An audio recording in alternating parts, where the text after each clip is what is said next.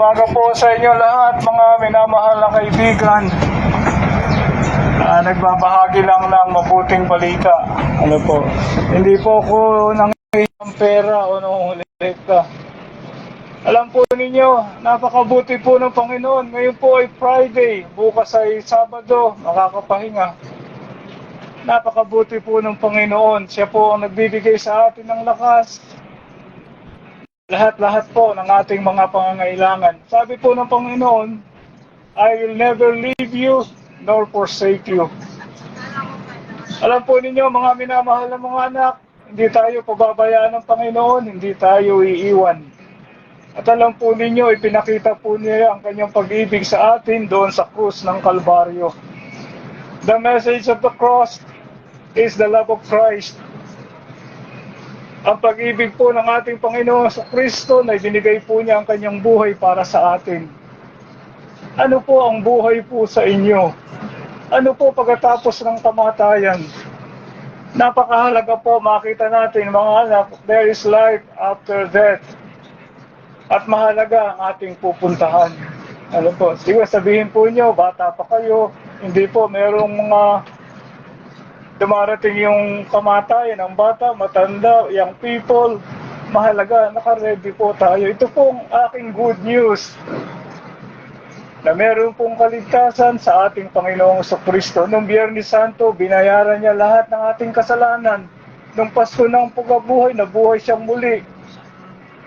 Meron po tayong kapatawaran, kaligtasan at buhay na walang hanggan. At hindi lamang po tayo, concerned po tayo sa ating loved ones, sa ating families. Tapos na po ako, mahalaga mga anak, mga kaibigan. Nasa oras na ito, 5:35 May 2, 2025, 21st century, na matiyak ninyo ang inyong kaligtasan na pag kayo'y namatay sa piling ng Panginoon. Ako po, pag ako'y namatay ngayon, ako po'y diabetic.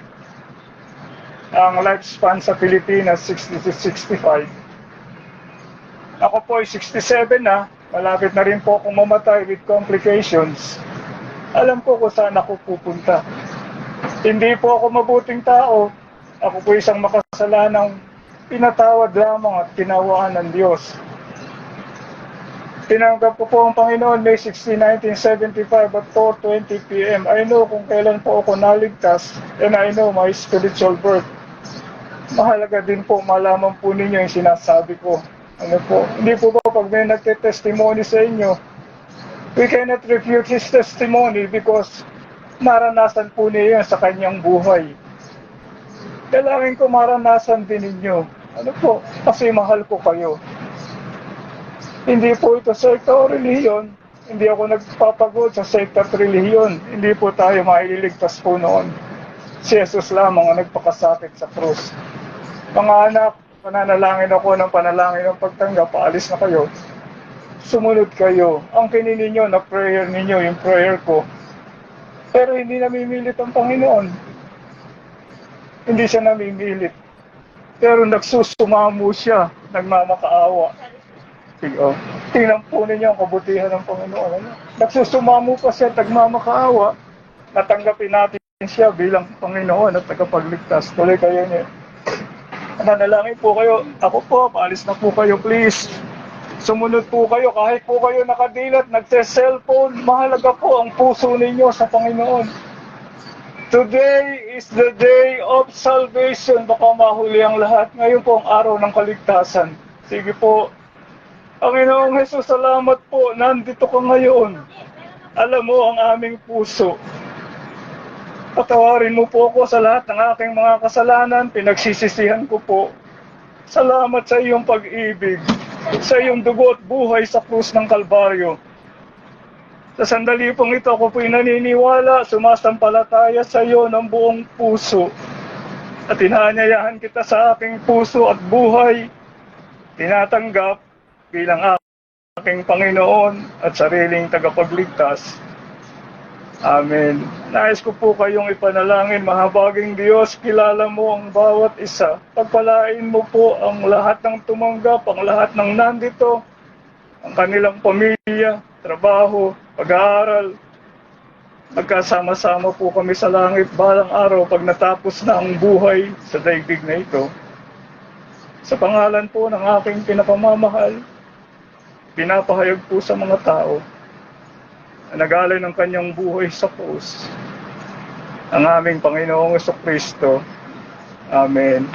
Salamat po. The Lord bless you sa araw po nito and keep you. Mahal na mahal po tayo ng Panginoon. There is none like Him, our Lord and Savior, Jesus Christ. Sabi nga po sa kanta, what a friend we have in Jesus. All our sins and gifts to bear. Maraming salamat po. The Lord bless you. Salamat. Sorry. Salamat po, Diyos. Salamat. Aligtas mo. Aligtas mo.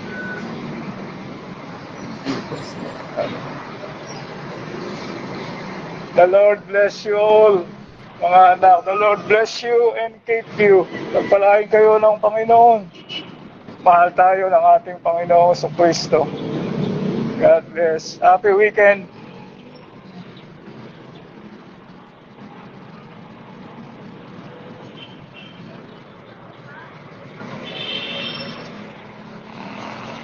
Nagkaroon po nawawa ng revival dito po sa Plaridel. Aabot po ng buong Luzon, Visayas, and Mindanao. Aabot po doon sa North America. Pinala mo yung lingkod.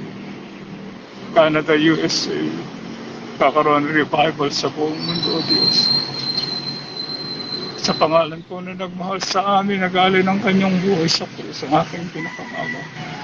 Pinapahayag sa mga tao ang aming pong Panginoong Jesucristo. Amen.